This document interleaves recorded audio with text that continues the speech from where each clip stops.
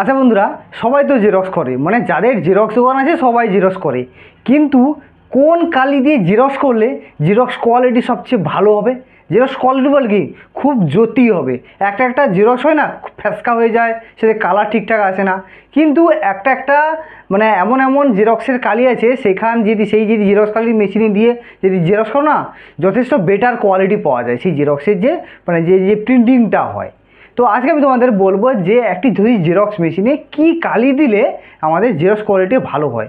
দেখো বন্ধুরা, প্রতিটা জেরক্স মেশিনের জন্য আলাদা আলাদা কালি আছে, মানে কি মানে একটা সিরিজ আছে যে আমার 2270, 3032 এমন কয়েকটা মেশিন আছে, তার জন্য একটা কালি আছে। তো এরকম করে বিভিন্ন ধরনের মেশিনের জন্য বিভিন্ন ধরনের কালি আছে। তো এখানে লেখা আছে যে হচ্ছে আমরা 2270-এর জন্য আমার এই কালিটা আমার প্রযোজ্য। তো বাদে আমরা অন্য কোনো দিন ট্রাই করি না যে অন্য কালি দিলে হবে কি হবে না।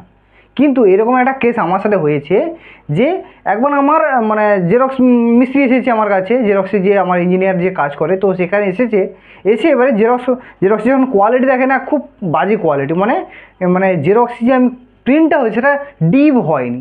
তো এইবারে এই অবস্থায় সে বলছে যে আমাকে তুমি কী কালি ইউজ করো। আমি বললাম যে এইরকম কালি ইউজ করি আমি। তো সে তখন আমাকে বললো যে ব্ল্যাক ডটস, মানে একটা দেখাচ্ছি দেখো, এই যে ব্ল্যাক ডটস, এই যে টোনারটা, এইটা আমি আমার জেরক্স মেশিনে ব্যবহার করি। ব্যবহার করার পরে দেখলাম যে জেরক্সের যে কোয়ালিটি, মানে যে প্রিন্টিং কোয়ালিটিটা অনেক ডিপ হয়েছে এবং লেখাগুলো খুব উজ্জ্বল হচ্ছে। আর সে কিছু আমাদের সেটিংসটা ঠিকঠাক করে দিয়েছে, আর এই কালিটা দিতেই আমরা দেখি মানে সেই কোয়ালিটি খুব সুন্দর হচ্ছে। তাই তোমরা এই যদি কালিটা যদি কোনো দিন পাও, যে এই যে ব্ল্যাক ডটস যে লেখা আছে, এই যদি কালিটা পাও তাহলে এটা ইউজ করো, দেখবে খুব ভালো রেজাল্ট দেয়। তো আজকে ভিডিওতে তোমাদের একটি ছোট্ট একটা ইনফরমেশান দেওয়া ছিল যে তোমরা একটু অন্য কিছু কালি ট্রাই করে দেখো, যদি ভালো রেজাল্ট পাওয়া যায় তাহলে সেই কালিটা ব্যবহার করো।